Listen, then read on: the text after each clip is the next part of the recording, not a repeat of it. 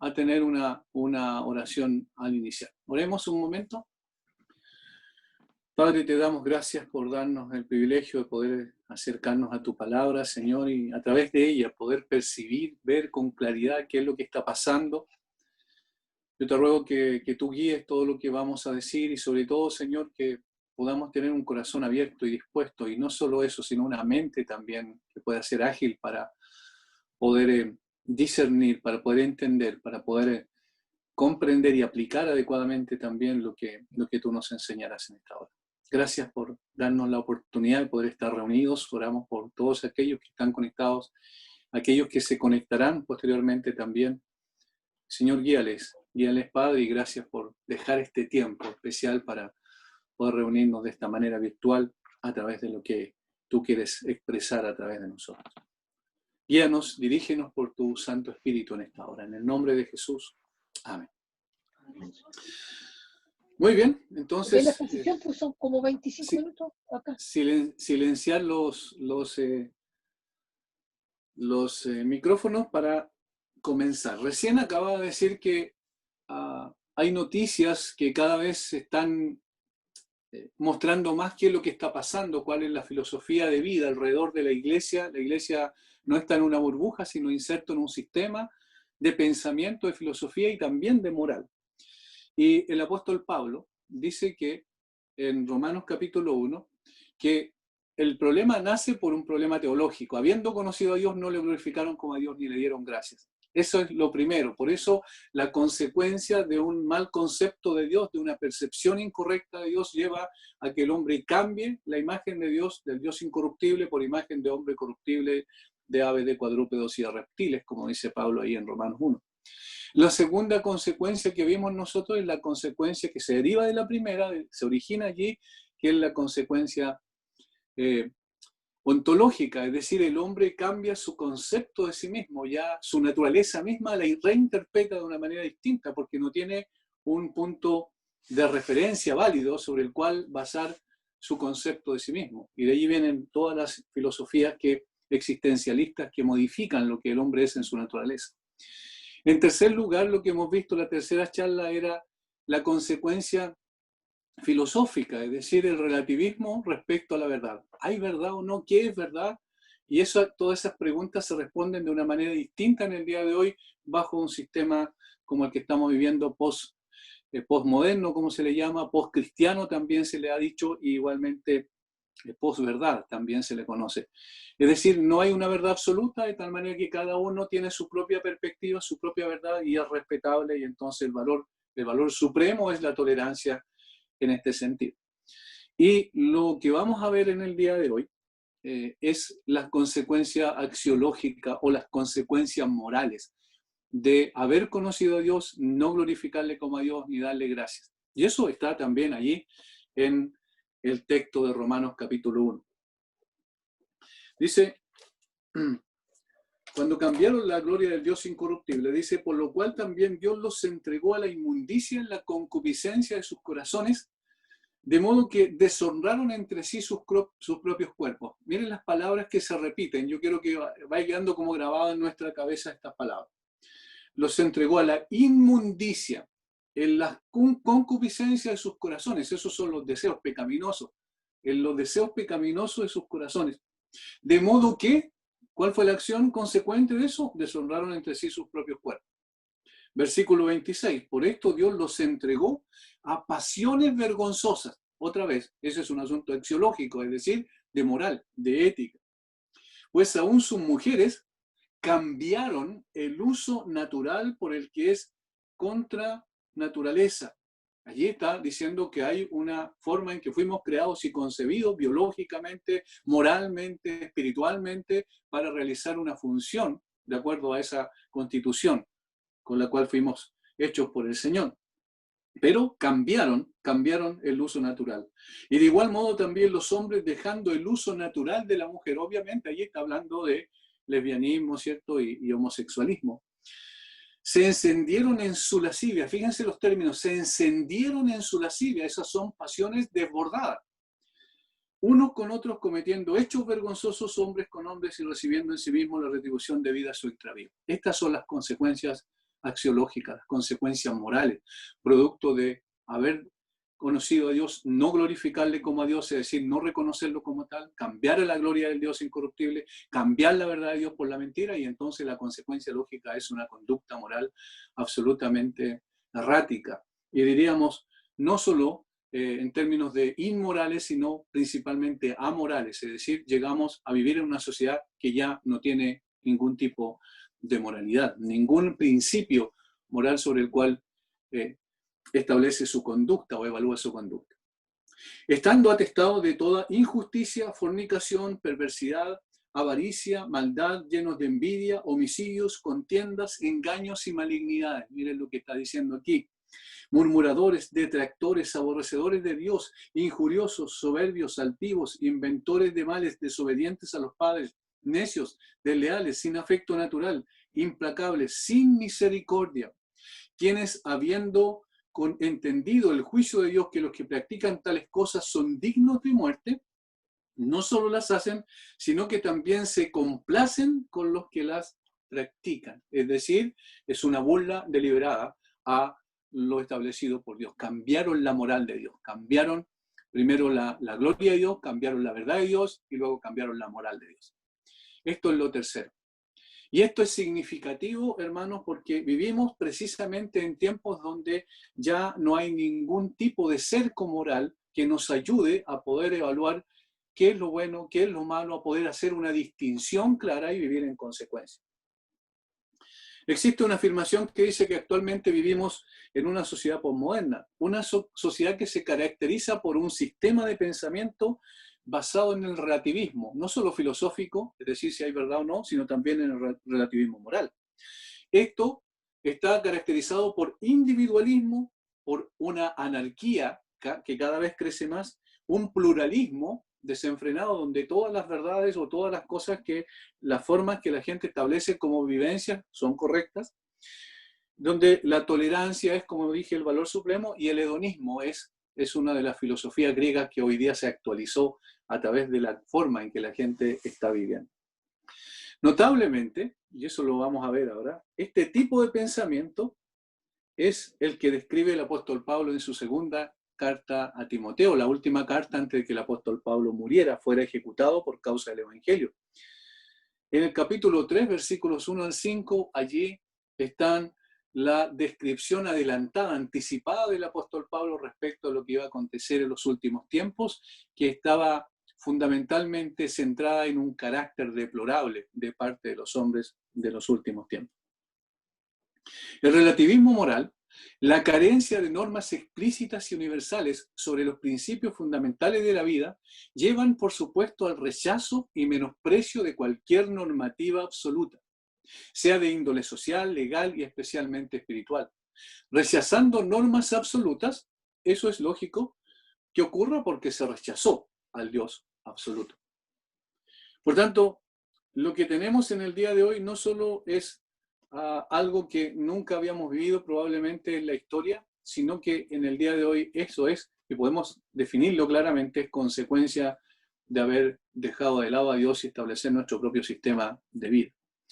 La pérdida de valores y principios morales y éticos es mencionada con nostalgia y angustia por distintos pensadores actuales. Este es el caso, por ejemplo, del escritor argentino Ernesto Sábato, cuando recuerda que en tiempos pasados, comilla, dice, la vida de los hombres se centraba en valores espirituales, hoy casi en desuso, como la dignidad, el desinterés, el estoicismo del ser humano frente a la adversidad. Y luego, reparando en la frase Dios proveerá de antaño, afirma que también los valores que surgían de los textos sagrados eran mandatos divinos. Y párrafos más adelante, al considerar esta pertenencia a un ser supremo en la que se creía, no vacilan a afirmar: los hombres creían ser hijos de Dios, y el hombre que siente semejante filiación puede llegar a ser siervo, esclavo, pero jamás será un engranaje. La relevancia de un Dios absoluto y sus mandatos para la vida son resaltados por Sábato cuando cita a un pensador ruso que dice: si Dios no existe, todo está permitido. Si Dios no existe, todo está permitido. Por supuesto, se saca la base sobre la cual se establecen los principios morales y conductuales en consecuencia. Ahora, eso es lo que tenemos en el día de hoy. Como dije, el apóstol Pablo lo describe muy, muy bien a través de la segunda carta a Timoteo. Que yo quiero que vayamos a ella y vamos a examinar esos textos de una forma mucho más profunda y vamos a ver cómo son la descripción clara, nítida, categórica de lo que está pasando en el día de hoy. Dice el texto lo siguiente. También debes saber esto, que en los postreros días vendrán tiempos peligrosos, porque habrá hombres amadores de sí mismos, avaros, vanagloriosos, soberbios, blasfemos, desobedientes a los padres, ingratos, impíos, sin afecto natural, implacables, calumniadores, intemperantes, crueles, aborrecedores de lo bueno, traidores, impetuosos, infatuados, amadores de los deleites más que de Dios, que tendrán apariencia de piedad, pero negarán la eficacia de ella. A estos evita. Esta descripción del apóstol Pablo tan específica, tan detallada, obviamente no incluye todos los pecados, por supuesto, pero sí incluye algunas categorías que son interesantes que nosotros las vayamos evaluando. El adjetivo griego traducido como peligrosos, vendrán tiempos peligrosos, significa áspero, salvaje, difícil, doloroso, fiero, dañino, duro de tratar. Todas esas son acepciones del término. Fíjense, tiempos salvajes, tiempos ásperos, tiempos dañinos, tiempos duros de tratar. Ese es el sentido de la palabra. La palabra describe una sociedad desprovista de virtud, pero que abunda en vicios. Esa es la frase que resume todo. Esta palabra, tiempos peligrosos, describe a una sociedad desprovista de virtud, pero que abunda en vicios. Pero una sociedad es la suma de sus miembros, eso bien lo sabemos. De acuerdo con la manera de ser de sus integrantes, así es la sociedad. ¿Han escuchado esa frase típica? La sociedad falló. No, la sociedad no falla, y fallan los individuos que pertenecen a una sociedad. Y cuando se corrompen los individuos, la sociedad se corrompe, no es al revés. Es el hombre el que corrompe, en definitiva, a la sociedad, porque pues la sociedad está constituida por personas. El apóstol Pablo describe aquí los rasgos distintivos de los hombres que formarían parte de la sociedad humana de los tiempos finales. Ellos serían los que harían a estos tiempos del fin literalmente salvajes. ¿Cuán actuales son las palabras del apóstol inspirado por el Espíritu Santo? Pablo describió magistralmente la época actual conocida como posmoderna. Estas son algunas de sus características más sobresalientes. En la enumeración descriptiva que hace el apóstol Pablo, se destaca el hecho de que el problema radica en el carácter del hombre más que en las circunstancias que les toca vivir. Eso es interesante. Es decir, el problema está centrado en el carácter de las personas más que en las circunstancias que a ellos les toca vivir. Algunos ejemplos, cierto, que nosotros tenemos en la sociedad actual, por ejemplo, hace años atrás, recuerdan la crisis económica que se dio en Estados Unidos por la caída de la bolsa, que obviamente el problema se debió a la ambición y la avaricia del hombre que hicieron colapsar el sistema. O sea, fue un problema de carácter debilitado del ser humano, carácter de moral que se fue destruyendo a paso. La ambición y la avaricia están detrás de eso. Algo más cercano a nuestra realidad. Hace 10 años tuvimos un terremoto, ¿cierto? Bastante grande, de 8.8, que dejó de manifiesto también el carácter de las personas, porque muchos compatriotas que, aprovechando la ocasión, saquearon tiendas y despojaron a aquellos que habían sido azotados por la tragedia sin ningún miramiento. Deberíamos entonces preguntarnos, ¿cuál es la verdadera tragedia? ¿El terremoto o el problema del carácter destructivo del hombre? O sea, es evidente que la maldad del hombre, la maldad del corazón del hombre, es lo que produjo una indiferencia absoluta hacia el dolor humano, y de hecho aprovecharse de esas circunstancias. La agresión que nosotros tenemos en las marchas normalmente a mansalva, a carabineros, por ejemplo, las mal llamadas marchas y protestas por la dignidad, son también ejemplos de lo mismo. Los tiempos peligrosos escritos por Pablo serían producto del carácter de los hombres y no de los eventos naturales o las circunstancias. Y esto es muy importante recalcar. Siempre le echamos la culpa a las circunstancias, pero el problema no son las circunstancias, el problema es el corazón del hombre, que es el que produce circunstancias destructivas. Lo que el hombre es en su corazón queda de manifiesto a través de su comportamiento. La Biblia está llena de ejemplos de esta naturaleza. Cuando describe los tiempos de Noé, justamente antes del diluvio universal, la Biblia dice: y vio Jehová que la maldad de los hombres era mucha en la tierra, y que todo el signo de los pensamientos del corazón de ellos era de continuo solamente el mal. Y se corrompió la tierra delante de Dios, y estaba la tierra llena de violencia, y miró Dios la tierra, y aquí que estaba corrompida, porque toda carne había corrompido su camino sobre la tierra. ¿Cuál es la razón que da ahí el texto bíblico? Porque toda carne había corrompido su camino sobre la tierra. Génesis 6, 5, 11 y 12 es lo que acabo de leer. Se puede apreciar que la razón por la cual Dios envió el diluvio en tiempo de Noé fue precisamente por la corrupción del carácter de los hombres de su tiempo. Un carácter corrompido debido a que el designio de sus pensamientos era de continuo solamente el mal. Ahora, si comparamos el carácter de la gente en los tiempos de Noé con nuestra sociedad actual, la diferencia no parece ser mucha en realidad. Por esta razón es que afirmamos que la raíz del problema de la sociedad está directamente relacionada con el carácter del hombre individualmente considerado. Esa es la tesis que nosotros planteamos en esta tarde. La raíz del problema de la sociedad está directamente relacionada con el carácter del hombre individualmente considerado. Hay también una segunda observación que podemos hacer general del texto. La segunda es que el problema radica en la distorsión del concepto del amor. Esa es la base de la degradación moral del ser humano, según Pablo lo explicita aquí en estos textos. Es decir, la distorsión del concepto del amor es la base de la degradación moral del ser humano.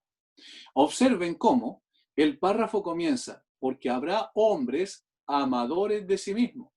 Luego añade: sin afecto natural, y termina: amadores de los deleites, en los versículos 2, 3 y 4 respectivamente de nuestro texto. Esto indica que el problema tiene su base en una reinterpretación antojadiza de lo que significa el amor. Mientras la Biblia describe en palabras del mismo Señor Jesucristo que la razón de ser de los seres humanos es amar a Dios sobre todas las cosas y al prójimo como a sí mismo, estos dos mandamientos son un resumen de toda la ley de Dios dada en el Antiguo Testamento, dijo Jesús a un fariseo que se acercó para preguntar. Estos hombres descritos por Pablo en el texto en cuestión se aman a sí mismos, no tienen amor natural y aman los deleites antes que a Dios. Noten, estas tres frases son decidoras porque de alguna manera son descriptivas de un sistema que está precisamente llevando al hombre a un deterioro moral y conductual cada vez más grande. Se aman a sí mismos, no tienen amor natural y aman los deleites antes que a Dios. En conclusión, lo primero es decir que la descomposición del carácter moral del ser humano es la base de la degradación moral de la sociedad en su conjunto. Esa es la primera proposición que hicimos. Y segundo, una distorsión del concepto del amor reinterpretado y entendido en función de sí mismo determinan entonces una conducta totalmente egocéntrica, sin amor a Dios y al prójimo. Notan cómo el sacar a Dios de todo lo que tiene que ver con las esferas distintas del ser humano en las cuales se desenvuelve implica necesariamente un deterioro absoluto, porque el hombre se mira a sí mismo, se ama a sí mismo, no tiene amor natural o amor familiar, como dice el texto literalmente en el griego, y además, obviamente menos va a amar al prójimo. Ahora vamos a examinar el texto en forma detallada, analizando cada una de las referencias hechas por el apóstol Pablo. Y tal como ustedes podrán apreciar, es una interesante descripción de la sociedad posmoderna en la cual estamos insertos como iglesia. Lo primero son dos conceptos importantes: individualismo y egocentrismo. Individualismo y egocentrismo. Habrá hombres, dice Pablo, amadores de sí mismos. Amadores de sí mismos. Esto significa que la gente vive una vida centrada en el yo. El amor del yo es el pecado básico del que fluyen todos los demás. Bien sabemos cuál fue el primer pecado cósmico, por decirlo así, en las esferas celestiales de Lucifer, que cuando se rebeló contra Dios fue precisamente el amor al yo. Se admiró a sí mismo a tal punto que pensó que él, él debía ocupar el lugar que le correspondía a Dios. Esto fue también inoculado en el pecado del huerto del Edén, porque la mujer fue la que determinó finalmente decir, el árbol que Dios dice que yo no coma o que nosotros no comamos, en realidad no es malo, es bueno. Ella cambió los parámetros morales que Dios había establecido. Por tanto, el gran problema es el amor a nosotros mismos. En el momento en que una persona pone su propia voluntad en el centro de su vida, las relaciones divinas y humanas se destruyen, se deterioran y se hacen imposible la obediencia a Dios y la solidaridad con las personas. La esencia del cristianismo no es la entronización del yo, sino la rendición del mismo. La esencia del cristianismo no es la entronización del yo, sino la rendición del yo. Eso es lo que dice la Escritura. Pablo dijo, con Cristo estoy juntamente crucificado y ya no vivo yo. Esa es la esencia del cristianismo. La esencia del posmodernismo es todo lo contrario. Vivo yo y Cristo no vive en mí. Por ello, no es casualidad que la descripción empiece con esta característica. No podemos negar que vivimos en los tiempos del yo-yo, ¿cierto? Como acostumbraba a decir un compañero en el liceo, primero yo, segundo yo y tercero yo. El amor a sí mismo es el principio de todos los males. Esta triste realidad se ha visto exacerbada por la influencia de la psicología humanista, que plantea que el problema general de las personas por las cuales caen en depresión y tienen problemas emocionales y psicológicos es por una baja autoestima. La mayoría de los consejeros de esta rama de las ciencias sociales atribuyen los problemas a esta baja autoestima. Esta extraña descripción ha redundado en un aumento sustancial de la necesidad supuesta de amarse más a sí mismo, cuando en realidad el problema es diametralmente opuesto, porque el hombre se ama demasiado a sí mismo al punto de estar prácticamente incapacitado para amar a Dios y a su prójimo. Precisamente por ese exceso de amor por sí mismo es que se ha vuelto un egocéntrico individualista, que vive por sí y para sí, mostrando indiferencia hacia las necesidades del prójimo. El individualismo es la consecuencia lógica del egocentrismo. La sociedad posmoderna es la época del individualismo, una época donde lo que importa es la propia felicidad, el propio bienestar, el bien de sí mismo y no el bien de los demás. Ya no se busca el bien colectivo, sino el autocomplacerse y el autobeneficio. Al ser uno mismo la prioridad, no se deja lugar para los demás, a menos, por supuesto, que le traigan algún tipo de beneficio. Esta realidad se puede observar en todos los ámbitos de la vida diaria. Hoy en día, una de las profesiones que se encuentra en boga es la psicología de hace ya un buen tiempo. Hay un verdadero auge de psicólogos, consejeros, orientadores y profesiones similares, al punto también, y aquí hay a veces un peligro implícito, que se hace un sobreénfasis, me parece a mí, en las iglesias a veces de la consejería. Obviamente es bueno la consejería bíblica, pero a veces se hace un sobreénfasis. Para mí la mejor consejería se hace desde el mismo púlpito y en situaciones puntuales y específicas obviamente se puede aconsejar bíblicamente en términos particulares también a las personas. Pero tenemos que tener mucho cuidado porque la gente a veces malinterpreta la consejería y la une, la hace una mezcla, una fisura, un sincretismo con la psicología humanista. Un titán de la mitología griega llamado Prometeo caracterizó a la época moderna, la anterior a esta, donde se exaltó la razón, el pensamiento del hombre, la ciencia y todo esto que iba a traer supuestamente muchos beneficios a la sociedad y que terminó en 2 guerras mundiales, como hemos visto anteriormente. Este titán de la mitología griega, el mito enseña que él enseñó a los hombres a construir casas con ladrillos, trabajar la madera, conocer las estaciones, los números y las letras, entre otras cosas. Al robarse una parte del fuego que los dioses rehusaban al hombre, es castigado por los mismos. En cambio, hoy, la época posmoderna sigue el ideal de Narciso, el hombre que enamorado de sí mismo rechaza el amor de la ninfa Eco y cuyo castigo divino fue el morir de la angustia de desearse a sí mismo. Es decir, mirarse en un espejo todo el tiempo, fue condenado a mirarse en un espejo a sí mismo, su propio rostro, al punto que se amaba tanto a sí mismo que finalmente terminó enfermo por ese amor. La sociedad posmoderna le ha dado un espejito a cada habitante para que viva su vida preguntándose, espejito, espejito, ¿quién es el más bonito? Ya no se mira a través del vidrio del amor al prójimo, sino que se mira en el espejo del narcisismo. El amor por sí mismo deriva también en otras distorsiones del carácter, tal como Pablo sigue describiendo. Tan es el caso de los vanagloriosos. Los griegos describían a estas personas como el hombre que pretende poseer cualidades maravillosas que no tiene realmente, o que posee en menor grado del que pretende. El mundo sigue lleno de estos fantoches hasta nuestros días. El astuto sabelotodo, que engaña a la gente para que crea que es un sabio. Los políticos que pretenden que sus partidos tienen un programa en que harán realidad la utopía y que ellos son los únicos que han nacido para gobernar a los demás. Los que abarrotan las columnas de anuncios con pretensiones de dar belleza, conocimiento, salud con sus sistemas.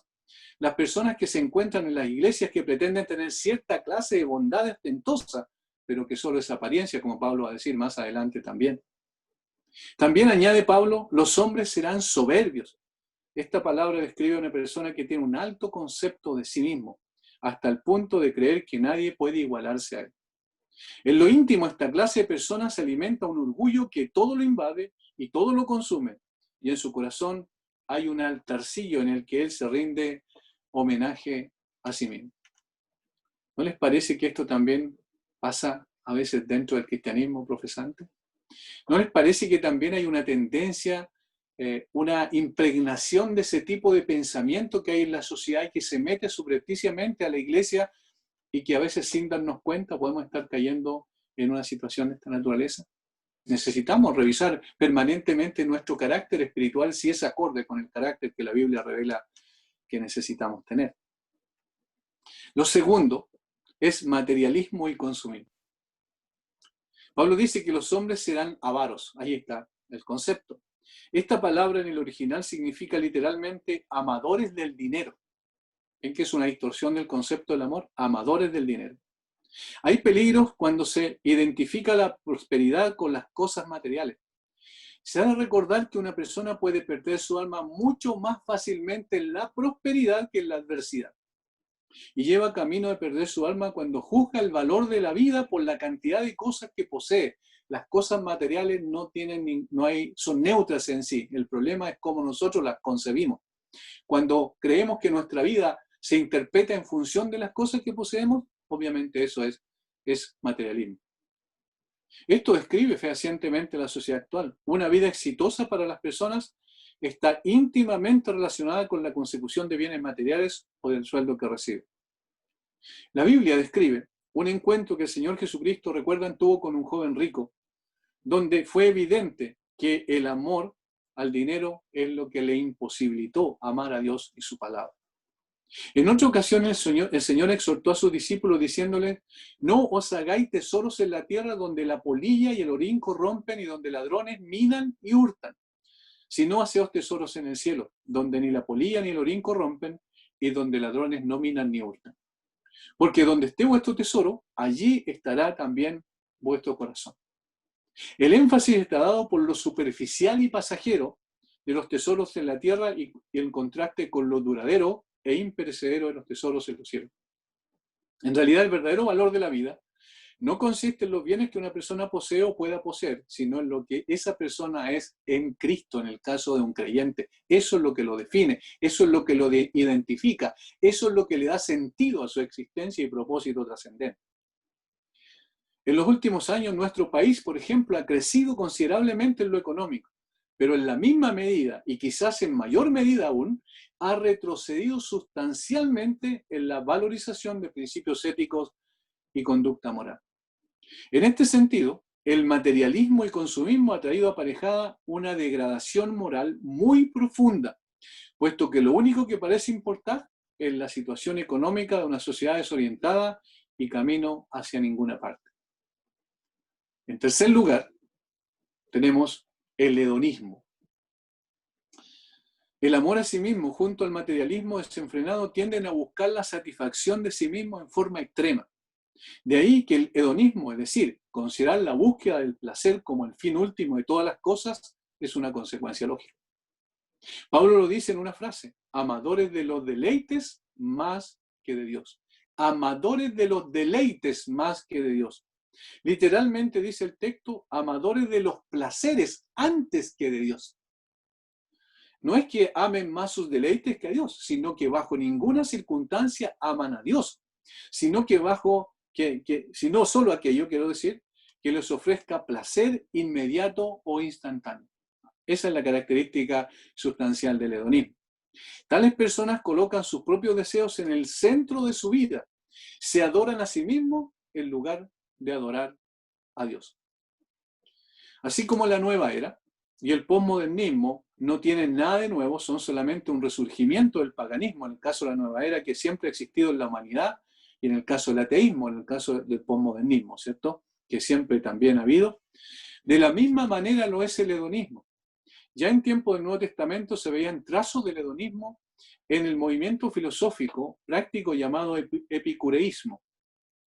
Pablo se encontró con uno de ellos, ¿cierto? Con dos grupos, los epicúreos y los estoicos en Atenas, cuando les predicó sobre el Señor Jesucristo. El epicureísmo era un sistema filosófico basado en las enseñanzas del filósofo griego Epicuro. Para el sumo bonum, o el sumo bien y meta de la vida, no es otra cosa que el placer. Precisamente en la posmodernidad lo que se da es una actualización de la máxima epicúrea. Comamos y bebamos que mañana moriremos. 1 Corintios 15, 32. Esto debido a que frente al fracaso de la modernidad, el hombre posmoderno ha sencillamente optado por el disfrute, por el deleite, por el placer. Así ha decidido, en vez de tratar de cambiar el mundo, el disfrutar del mismo, del momento presente. El hoy es lo que importa. Las consecuencias que haya mañana no tienen ninguna trascendencia.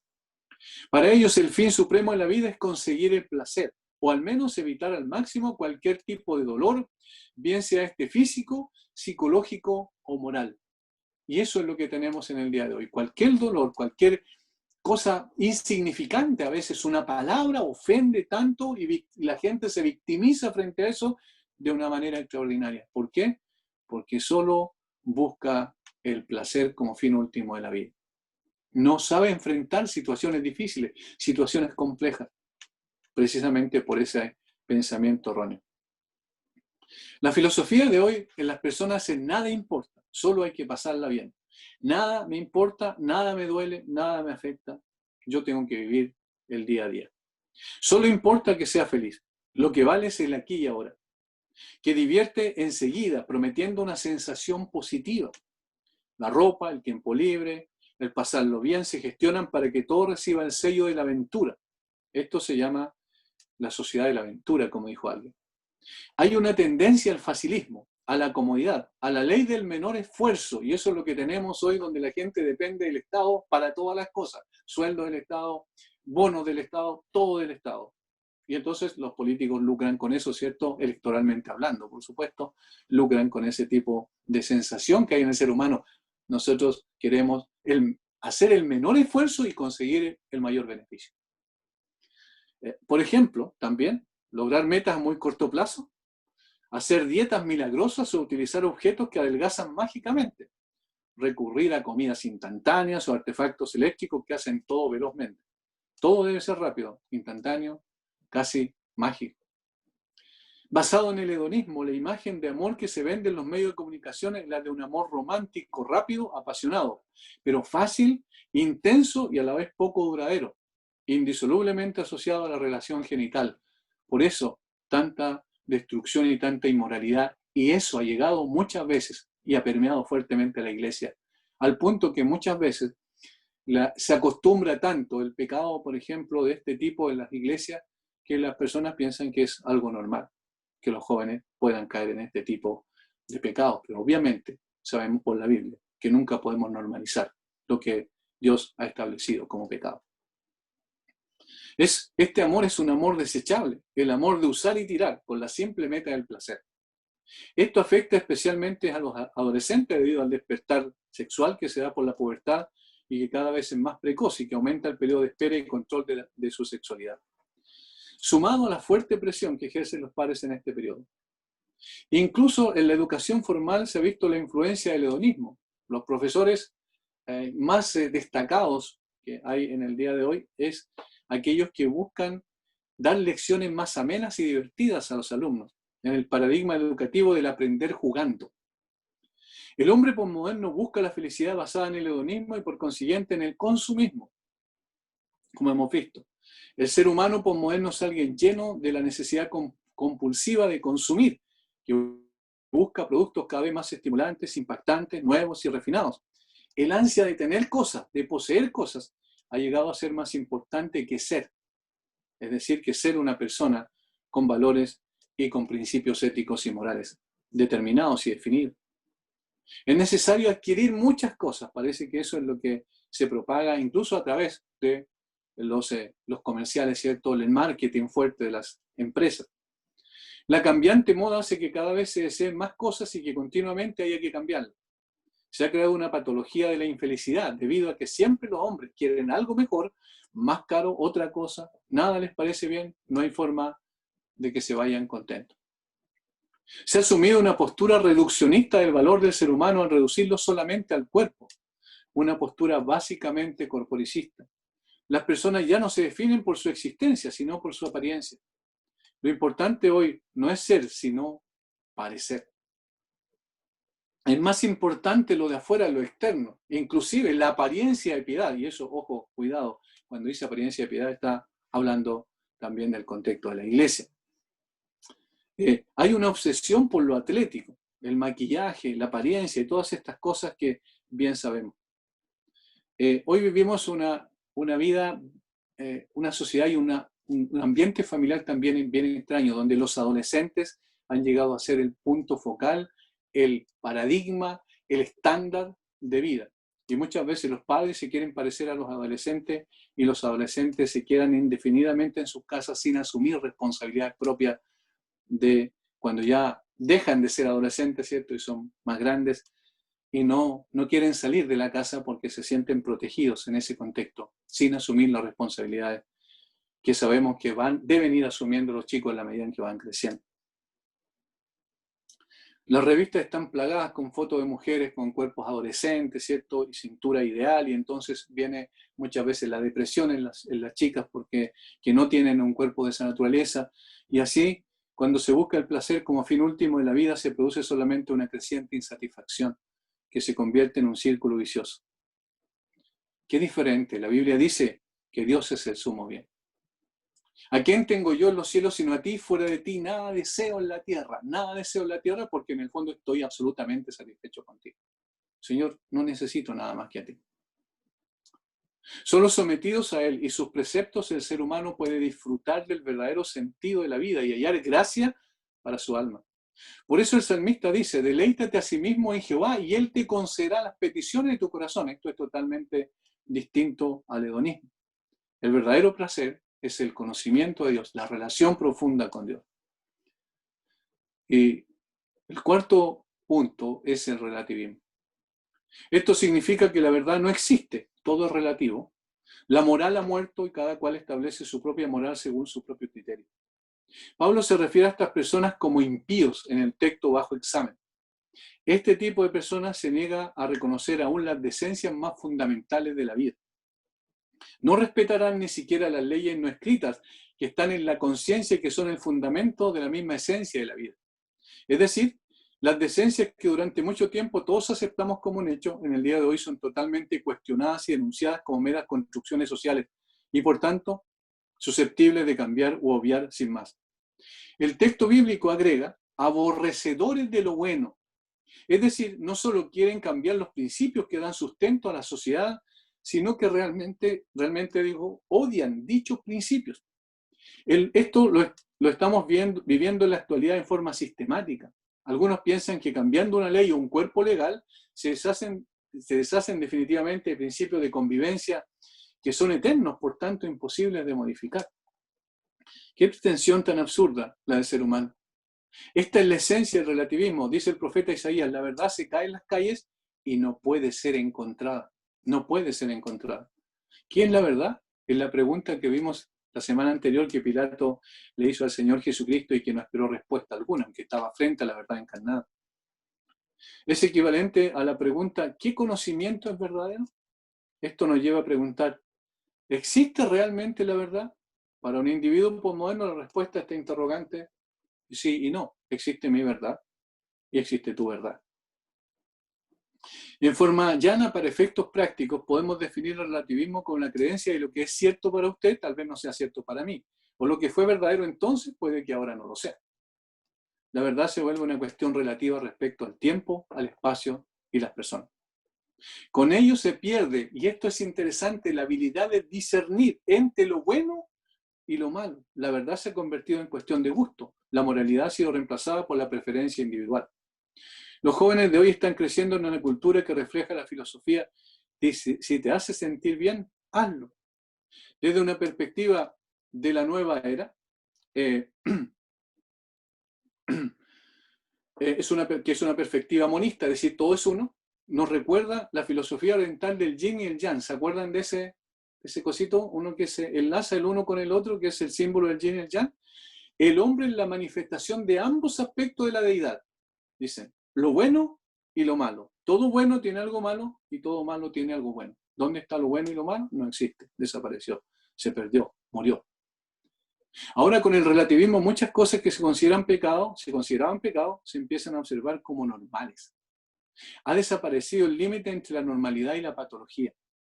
Hay un extraño gusto por lo transexual, el homosexualismo, como sabemos, el transvestismo, se ven como cosas comunes e incluso deseadas.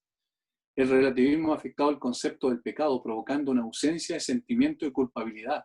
Por tanto, no hay arrepentimiento, no hay incomodidad, no hay remordimiento y respeto, más bien ha incrementado precisamente el llevar a cabo el acto de pecar.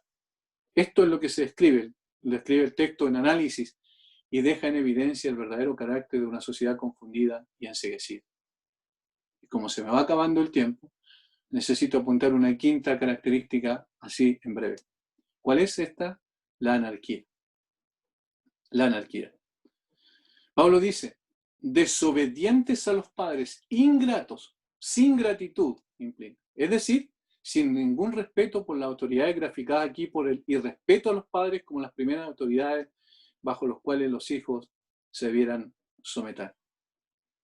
Esto lo tenemos en una sociedad como la que estamos viviendo. La anarquía es total, es completa. En los Estados Unidos se está produciendo una anarquía generalizada nunca antes vista en la historia de esa nación. ¿Por qué? Porque ¿dónde comienza la anarquía? En la rebelión contra Dios. ¿Dónde continúa? En la rebelión contra los padres, que es la esencia misma de la relación más íntima que tenemos en esta tierra. Y donde se manifiesta posteriormente en todos los ámbitos de la sociedad. De tal forma que todas estas características son precisamente la consecuencia de haber obviado a Dios, dejarlo de lado, sacarlo de la ecuación y, por tanto, las condiciones morales en las que vive la sociedad van a ir cada vez aumentando en la medida en que aumente también el secularismo, es decir, el ateísmo rampante en esta sociedad. ¿Qué es lo que dice el apóstol Pablo que es la cura para todo esto? Es evidente en el contexto, solo lo voy a mencionar. Le dice a Timoteo, pero tú has seguido mi doctrina, conducta, propósito, fe, longanimidad, amor, paciencia. Persecuciones, padecimientos como los que me sobrevinieron en Antioquía, en Iconio, en Listra, persecuciones que he sufrido y de todas me ha librado el Señor. Ha sufrido por causa del Señor. Y también todos los que quieren vivir piadosamente en Cristo Jesús padecerán persecución. No dice probablemente, quizás, a lo mejor, puede ser. Dice padecerán persecución si quiere vivir piadosamente en Cristo Jesús. Pero, versículo 14, aunque los malos hombres, los engañadores, vayan de mal en peor, tú persistes en lo que has aprendido y te persuadiste sabiendo de quién has aprendido. Y que desde la niñez, aquí está el culto familiar esencial, desde que de la niñez has sabido las Sagradas Escrituras, las cuales te pueden hacer sabio para la salvación por la fe que es en Cristo Jesús. Toda la Escritura es inspirada por Dios. Ahí está. Y útil para enseñar, para redarguir, para corregir, para instruir en justicia, a fin de que el hombre de Dios sea perfecto, enteramente preparado para toda buena obra. Ahí está. Este es el remedio para una sociedad enferma. La esencia del remedio para una sociedad enferma es el Evangelio de Jesucristo, la base y el sustento, la palabra gloriosa de Dios revelada en las Escrituras. Oramos un momento más. Gracias, Señor, por tu palabra, gracias por ayudarnos a tomar la Biblia y colocarnos los lentes de las Escrituras para interpretar lo que está pasando y ver la pertinencia de lo que tú has revelado en tu palabra, Señor. Es como si el apóstol Pablo estuviese describiendo, pero claramente, a cada una de las sociedades de nuestros tiempos, fundamentada en el carácter depravado del hombre, que trae como consecuencia también una degradación moral en todos los ámbitos del quehacer humano. Pero tu palabra es suficiente. Persiste tú en lo que has aprendido. Es el llamamiento a la iglesia, en la verdad que tú has establecido, que es inviolable y que más allá que alguien quiera rechazarla y obviarla, incluso negar que existe una verdad, no puede borrar lo que es una realidad evidente, Señor. Tú has dejado tu palabra como una verdad absoluta y ella es la que nos sostiene como iglesia y en la que nos sostendrá hasta el día en que tú vuelvas por nosotros. Gracias por tu palabra. En el nombre de Jesús. Amén. Muy bien, abrimos entonces la conversación.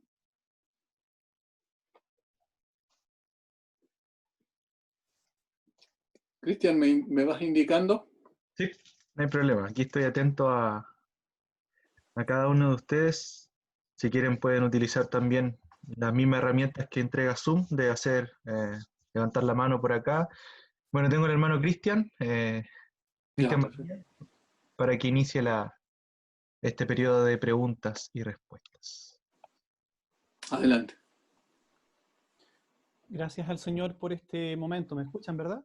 Sí, sí, hermano. Gracias al Señor por este momento. Me he sentido de verdad confrontado por la palabra de Dios, porque pese a ser cristianos y tener la bendición del Evangelio, creo que todavía el remanente de pecado que queda en nosotros hace que tengamos todavía un gran amor propio, que de repente, a veces bien seguido, surge. Así que doy gracias al Señor por la bendición de su palabra. Mientras el pastor hablaba y al final lo condujo hacia allá, hacia la solución de esto que es el Evangelio de Jesucristo, y pensaba en cada uno de los puntos que el pastor Iván mencionaba y trataba de hacer una tabla comparativa con la persona preciosa de Cristo. Y estaba viendo, por ejemplo, el primer punto, el individualismo del ser humano, y vemos que Jesús no se amó a sí mismo, sino que amó a su pueblo, y por amor a su pueblo se despojó de su gloria y vino a nosotros. El segundo punto que nombraba el pastor Iván, del materialismo relacionado con lo mismo: él, siendo rico, se hizo pobre para en su pobreza enriquecernos a nosotros, no a él mismo. El tercer punto del hedonismo: Jesús no buscó el placer instantáneo, sino que fue a la cruz, o sea, fue a la muerte más dolorosa y más vergonzosa que existe. Fue allí, no procuró el hedonismo. El cuarto punto que nombraba el pastor, del relativismo: Jesús nos dejó claro que hay una verdad, y Él es la verdad, Él es el camino, la verdad y la vida. Y el último punto que nombraba el pastor Iván, de la anarquía, y vemos en Cristo precisamente todo lo contrario. Él obedeció a su Padre, mientras que los hombres de los posteriores días, de estos días, serían desobedientes a los padres. Lo que vemos en Jesús es que Él obedeció a su Padre en todo, hasta la muerte, y muerte de cruz. Así que la solución a todo esto, era lo que nuestro pastor Iván decía, es el Evangelio de esta persona, que cumple todas estas cosas que dijimos. Es la persona de Jesucristo. Quería aportar eso.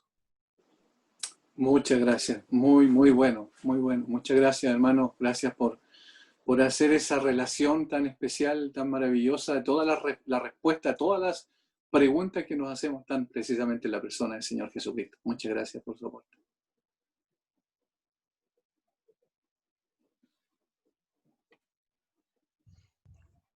¿Alguien más quisiera hacer un aporte o tal vez una pregunta?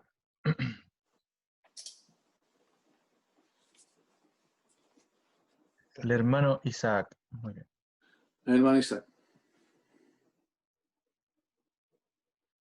Active usted mismo su micrófono, por favor, Isaac.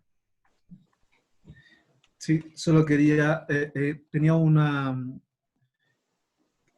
comentario y una pregunta también que quería hacer. Uno es como una carta a la editorial que se hacía hoy en el diario El Mercurio, que era una crítica del sentirse víctima hoy día. Si puedo leerlo, es cortito, dice: Sí. en su ensayo Crítica de la Víctima, el profesor italiano, el profesor Daniel Giglioli, sostiene que la víctima es el héroe de nuestro tiempo. Ser víctima enfatiza, otorga prestigio, exige, escucha, promete y fomenta reconocimiento, activa un potente generador de identidad, de derecho y de autoestima. Inmuniza ante cualquier crítica y garantiza la inocencia más allá de toda duda razonable. ¿Cómo podría ser la víctima culpable o responsable de algo? Y esto era en función de, a propósito de la situación del diputado Gutiérrez, ¿cierto? Que de faltar respeto a la autoridad pasó a ser víctima ahora. Y de esta situación en realidad es lo que vemos en toda la sociedad, tal como desde Adán, cuando le echó la culpa al Señor por darle a Eva, y Eva le echó la culpa a la serpiente. Entonces esa actitud de víctima es lo que vemos. Y para mí el punto más complicado de todo esto, lo mencionaba usted, pastor, ahí entre medio, es cuando esto se camufla dentro de las iglesias. Así es. Y aquí va la parte de la consulta, porque, o de pedirle a usted que lo comente, porque muchas veces he hablado con algunos hermanos de alguna iglesia donde está bastante metido el tema del concepto de autoestima. Y está muy mal justificado cuando el Señor dice, amarás a tu prójimo como a ti mismo. Entonces ellos dicen, ves, tienes que amarte a ti mismo, porque esa es la base para poder amar a tu prójimo. Me gustaría si usted pudiera hacer un breve comentario sobre eso, pastor. Eso, muchas gracias. Sí, muchas gracias por el aporte, Isaac, también sobre el victimismo. También se da a veces en la iglesia, también el victimismo ha llegado de esa misma manera. Sí, efectivamente ese es el argumento, un argumento muy débil, muy frágil, porque precisamente Pablo coloca como un carácter peligroso. Parte del carácter peligroso es que hayan hombres amadores de sí mismos. Entonces sería una contradicción con la misma persona del Señor Jesucristo si el Señor Jesucristo está diciendo, y esto es lo que así lo interpretan, tienes que amarte más a ti mismo para amar más a tu prójimo. Entonces, entre más te ames a ti, más vas a amar a tu prójimo. Es todo lo contrario, absolutamente. Naturalmente, el hombre se ama a sí mismo, como dijimos recién, de una manera, con una sobrevaloración extrema. De hecho, las depresiones que no son por causas de tipo, ¿cierto?, biológicas, las depresiones que son emocionales, la mayor parte de las depresiones tienen su origen precisamente en un amor demasiado grande a sí mismo. ¿Qué es lo que siente la persona? Y esto lo digo por experiencia propia, antes de conocer al Señor, tuve 3 años con esa depresión. Uno siente que nadie se fija en uno, que nadie lo considera, que nadie lo ama. ¿Y eso qué es lo que es? Amor a sí mismo. Es un amor extremo a sí mismo. Entonces el problema no es cuando Jesús dice, debes amar a tu prójimo como a ti mismo. Jesús dice, como te amas a ti mismo, así. Como te amas tanto a ti mismo, así ama a tu prójimo. Es decir, la referencia es, ya te amas demasiado, entonces ama de esa manera a tu prójimo. De tal forma que es un argumento muy débil, muy frágil, se cae solo por lo que dicen las Escrituras. Como dije, Pablo y Cristo no pueden estar en contradicción, están hablando en el mismo idioma. Y si Pablo dice que un problema grave en el hombre es el amarse a sí mismo, es obviamente porque lo que Jesús dice no significa lo que la gente quiere argumentar en ese sentido. ¿Por qué se produce eso en las iglesias muchas veces? Porque se produjo un movimiento como el que ocurrió entre el siglo V y X y XV, quiero decir, de la historia de la humanidad, en el hemisferio occidental particularmente, que se llamó la Edad Media, donde el mundo era teocéntrico, es decir, todo giraba en torno a Dios, aun cuando distorsionadamente, porque se centraba en la iglesia como representante de Dios, la iglesia oficial, bien sabemos. Pero después, con el modernismo, entró todo lo otro, con el Renacimiento y la Ilustración, entró el antropocentrismo, es decir, el hombre era el centro de todo. El hombre era el origen y el propósito de toda la existencia. Y eso llegó a afiancar, digamos, a tomar su lugar en la iglesia. Creo que el pastor Miguel Núñez tiene un tema antiguo que dice, que se llama el eclipse de Dios. Y él lo enumera de esta manera. Así como, por ejemplo, la luna cuando se coloca frente al sol, siendo tan pequeña en relación al sol, no obstante, por perspectiva obstaculiza, ¿cierto?, que nosotros podamos ver el sol. Esos son los eclipses, ¿verdad? Así también, dice, cuando el hombre se levanta tanto y se coloca en el centro, el hombre opaca a Dios. No porque sea más grande que Dios, sino simplemente porque todas las miradas van hacia Él. Y siendo tan pequeño y por perspectiva, nosotros, Dios parece eclipsado. Ese creo que es el gran problema, es el antropocentrismo de la iglesia, donde las necesidades del hombre son supuestamente la razón de ser de la iglesia. Y no es así. La gloria de Dios, la exaltación de Cristo es lo principal en la iglesia. Cuando eso ocurre, nosotros somos transformados, nosotros somos conformados al carácter de Cristo y en realidad podemos disfrutar de una vida plena. Es al revés. Primero Dios, como la esencia misma, la razón de ser de la iglesia, el centro, la cabeza de la iglesia que es Jesucristo, y luego, entonces, cuando lo adoramos y lo honramos como corresponde, nuestras necesidades son satisfechas.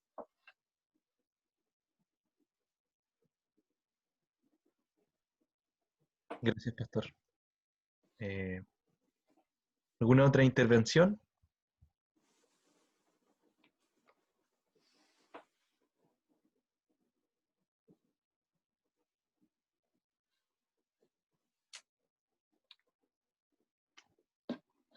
¿No hay nada más? Hoy día quedamos todos pensativos, parece, pastor.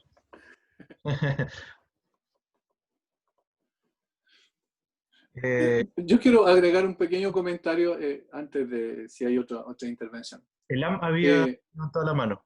Y después. Ya, Sí. perfecto. Enseguida, le doy el pase enseguida. Voy a solo hacer un pequeño comentario.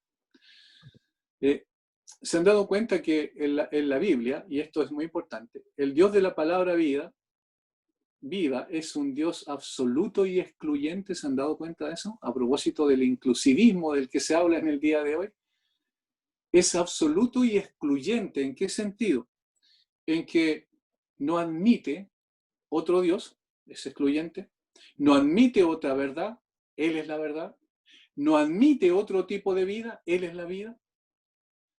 Cuando nosotros presentamos y predicamos a este Dios, el Dios de la Biblia, entonces lo más lógico que la gente en el posmodernismo rechace a este Dios, porque obviamente es contrario a sus percepciones, a todo lo que vimos reciente. Es un Dios de orden y no de anarquía. Es un Dios absoluto y no relativista. Es un Dios centrado en sí, porque sí, Dios sí debe centrarse en Él, porque Él es el Señor y Él es el digno de adoración.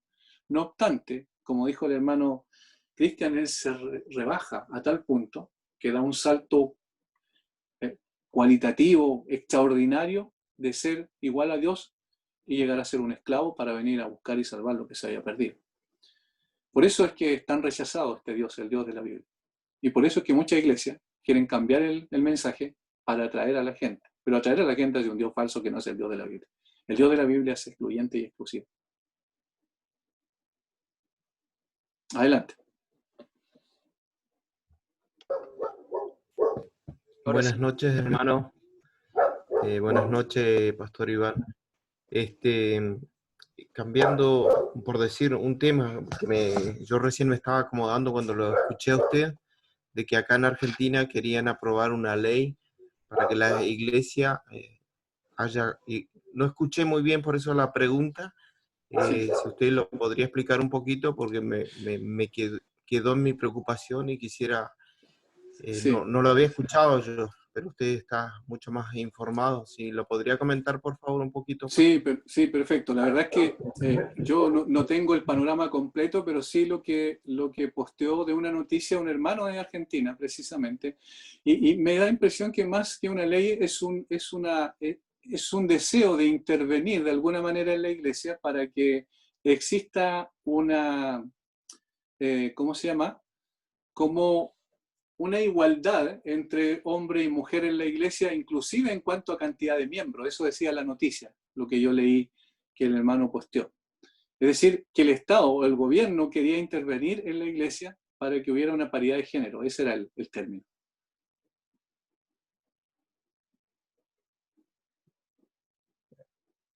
Gracias, pastor. Ahí el hermano de Argentina levantó su manito. Ya. No sé si quedó más o menos claro. ¿Sí?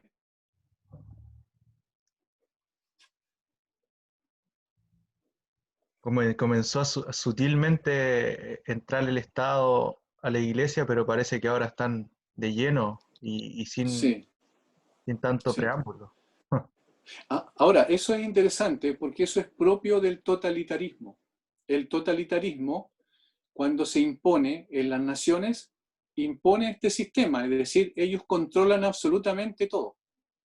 Y por eso es que el tan criticado, lamentablemente, por tantos cristianos, Pastor John MacArthur, eh, el cristiano está acostumbrándose tanto al estatismo, que está deslizándose así como de a poquito hacia ese sistema donde el Estado tiene el control total. Y el control total del Estado es una de las experiencias más nocivas de la historia de la humanidad. Solo tienen que ver a la China de Mao Zedong, tienen que ver a la URSS, o la Unión de Repúblicas Soviéticas Socialistas de Stalin, solo tienen que ver a la Corea del Norte, ¿cierto? O a Cuba, para darse cuenta que cuando el totalitarismo se impone en todas las esferas, es decir, controla absolutamente todo. También pasó en el tiempo de Hitler.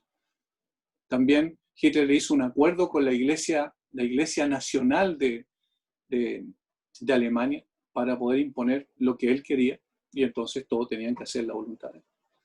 Por eso es peligroso cuando el Estado toma un rol que bíblicamente Dios nunca le dio. Gracias, pastor. Como dicen, algunos han cambiado Jehová es mi pastor por el Estado es mi pastor. Sí, sí. Cambiado el salmo. Es peligroso. A propósito de eso, hoy el pastor MacArthur y la iglesia de Los Ángeles ganó una batalla judicial, ¿no? Es decir, se le permitió a la iglesia reunirse Qué bueno. con algunas salvaguardas que el pastor y la iglesia aceptaron. Fue una evidencia de que su lucha también trajo resultados positivos en ese caso. Sí, sí, yo estoy de acuerdo si alguien que pueda diferir en algunas cosas. Está bien, pero me parece que fueron muy ácidos en la forma en que difirieron. Ese creo que es incorrecto porque nos estamos lanzando piedras entre nosotros, eso es peligroso. No tenemos que confundir al enemigo. Amén. No sé si hay alguna otra intervención final quizás para ir cerrando. La hermana Mirja. Muy bien. Perfecto. Iván, y esto que dice la Biblia que en el fondo en estos vendrán tiempos, digamos, literalmente peligrosos. Se pudiera estar dando también en este contexto, digamos, donde uno ve que incluso la Iglesia frente a esta contingencia ha tomado como una postura más cómoda, más de, que no me vaya a pasar algo a mí, o no, mejor obedezco a las autoridades y dejo delegado un poquitito lo que dice la palabra, de congregarnos o de actuar en obediencia. Bueno, claro, obviamente es aplicable. ¿Cuál es la parte que yo la veo como bien aplicable en este sentido? Dice, el apóstol Pablo le dice a Timoteo, pero tú has seguido mi doctrina. Antes de eso dice que habían personas que iban a estar en contra de la verdad, que iban a aborrecer la verdad. Y luego el apóstol Pablo dice, mira, tú Timoteo has visto mi vida, así he vivido yo, de esta manera. Y por eso me sobrevinieron persecuciones, padecimientos, ¿cierto? Persecuciones que he sufrido y todas me ha librado el Señor. El apóstol Pablo está diciendo, porque yo siempre defendí la verdad, porque yo me opuse a quienes atacaban la verdad, en consecuencia tuve que padecer todo esto que estoy padeciendo. Y entonces hace un principio, o establece un principio general, y dice, y también todos los que quieren vivir piadosamente en Cristo Jesús padecerán persecución. Ahora, yo quiero que vean el texto tal cual es, no tratemos de racionalizar tanto, ¿cierto? Sino que veamos el texto tal como es. ¿Qué es lo que está diciendo Pablo? Simplemente está diciendo que hay una proposición, es decir, una verdad absoluta aquí. ¿Cuál es la verdad absoluta? Si vives piadosamente en Cristo, padecerás persecución. La pregunta es, ¿por qué no padecemos persecución? Porque Pablo no está diciendo probablemente, quizás, a lo mejor, en ciertos casos, no, está diciendo padecerás persecución, porque Jesús lo anticipó, dijo Jesús que el mundo lo aborrecía a él, y entonces iba a aborrecer a aquellos que se identificaran con él. Lo dijo en Juan 15. Ahora, cuando Pablo dice, padecerán persecución, está diciendo que obviamente el creyente y la iglesia tienen que pagar un precio por ser piadoso, por ser fiel al Señor. Y cuando nos acomodamos demasiado, entonces obviamente vamos a evitar esa persecución. Si uno piensa en uno mismo y piensa en la iglesia misma, el Señor Jesucristo, muchas veces no hemos sido perseguidos, no hemos sido abrumados, ¿cierto?, por el mundo, aborrecidos por el mundo, porque quizás nuestra piedad no está de acuerdo a lo que nos exige la palabra de Dios. Y en este sentido, yo he notado un temor muy grande muchas veces en el mundo evangélico, un temor muy grande. Y se ha exacerbado el principio, que es un principio bíblico, el principio de obediencia y sometimiento a la autoridad. ¿Hasta qué punto? Esa es la pregunta nomás que dejo planteada. Algunos dicen hasta que nos impidan predicar la palabra. Pero, por ejemplo, si el Estado empieza a intervenir en la iglesia y a plantear y a decir cómo la iglesia tiene que conducirse. No, pero es que todavía no nos impiden predicar la palabra. ¿En serio? ¿Quién es el que establece los parámetros de la iglesia? ¿Quién es el que estableció la iglesia? ¿Quién es el que dice cómo debe ser la iglesia? No es el Estado, ¿verdad? Sino es el Señor Jesucristo a través de su palabra. Él es la cabeza de la iglesia y Él manda y Él ordena, nosotros obedecemos. A veces estamos demasiado cómodos, creo. Demasiado cómodos. Y eso es una cosa y esta no es una crítica para otros, es una crítica para nosotros mismos, yo mismo, ¿cierto? En el sentido de que estamos demasiado cómodos. Y por eso no padecemos persecución. Amén, así es. Pastor, ¿habrá espacio para una intervención más que me escribieron por interno? Ya, perfecto. Ya. Ahora sí, Ignacio.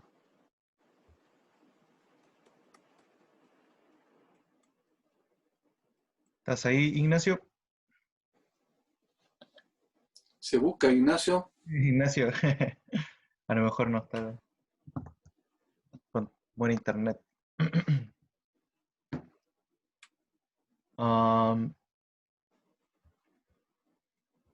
Ahí está, sí, ahí está. Ya. Ahora sí. Ahora sí.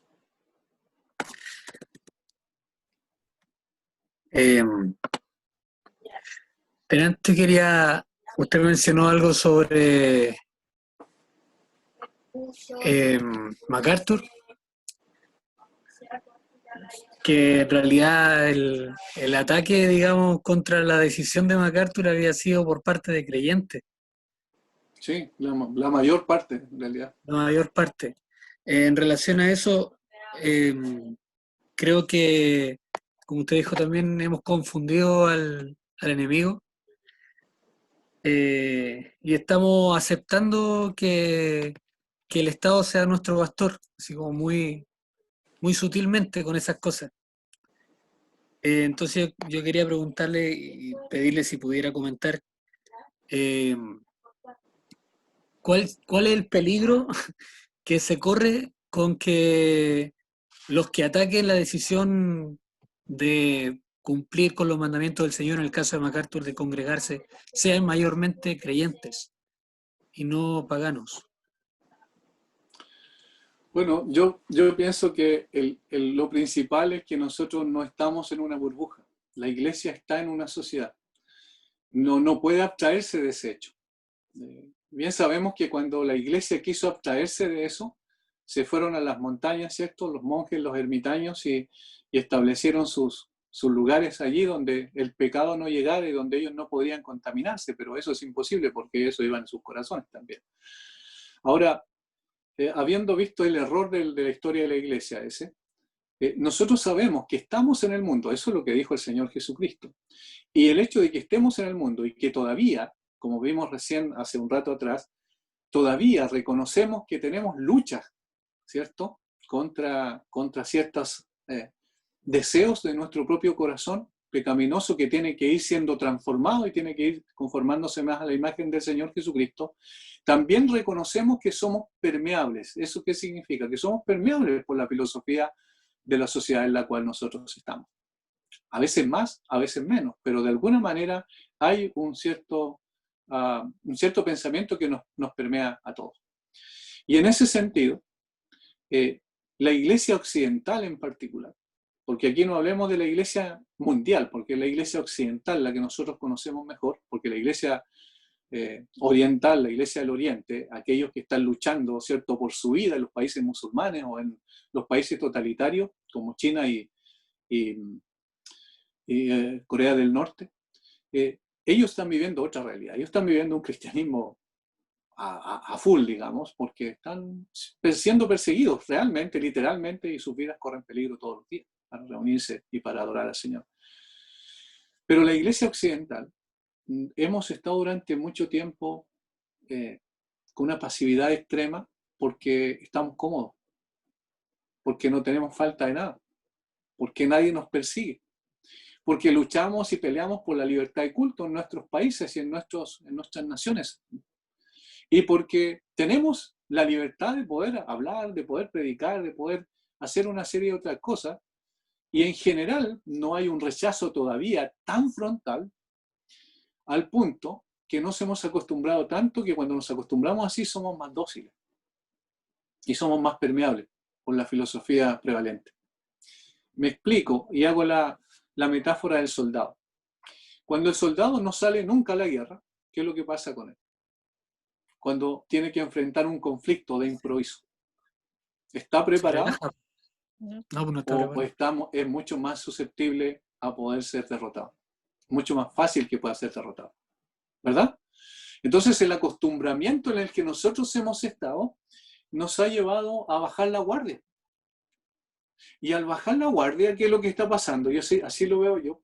Al bajar la guardia, perdemos la capacidad de percibir ciertas cosas que se están metiendo en forma subrepticia, muy suavemente, como un viento que se mete por una endija, ¿cierto? Y empieza a moverse sin que nosotros nos demos cuenta. Y eso es lo que me parece que está pasando en términos generales. Obviamente no es un análisis exhaustivo, pero en términos generales, como principio, yo diría que eso es lo que uno percibe. Hay personas que están dentro del mismo cristianismo, iglesias que se están viendo mucho más perjudicada por esta filosofía de vida y por este sistema de placer en el cual estamos, de comodidad absoluta. Y entonces, por supuesto, somos más susceptibles, producto de que no hemos estado en batalla, por decirlo así, en una forma permanente, como lo que ocurre con estos hermanos que luchan por su vida en los países musulmanes y otros. Muchas gracias, pastor.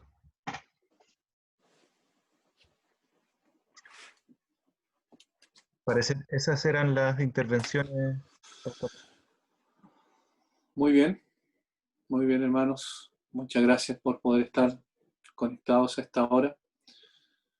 Como dije, esperamos que estos principios les sirvan también, y si alguien puede sacar el provecho que el Señor demanda de todas estas cosas, obviamente va a ser bueno para ustedes y para las iglesias que ustedes representan también.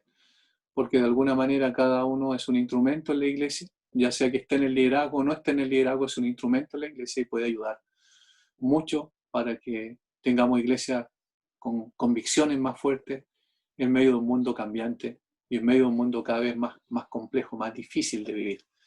Así que el Señor les bendiga y les aliente también, que tengan un domingo especial donde puedan adorar y honrar al Señor. Los que pueden congregarse, aprovechen de congregarse, no se queden en sus casas, y los que no pueden congregarse pueden hacerlo como lo están haciendo seguramente en este tiempo a través del internet, por estos mismos medios. Que el Señor les bendiga, un abrazo grande, saludos a sus respectivas familias. Muchas gracias, doctor. Que esté muy bien.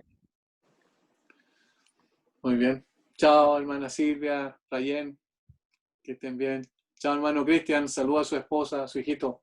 En su nombre, pastor. Chao, chao, hermanos. Chao. Chao, hermano. Chao, pastor. Chao. Chao. Chao, bendiciones. Chao, Isaac. Muy bien. Chao, Buenas noches, hermano hermano. Lorenzo.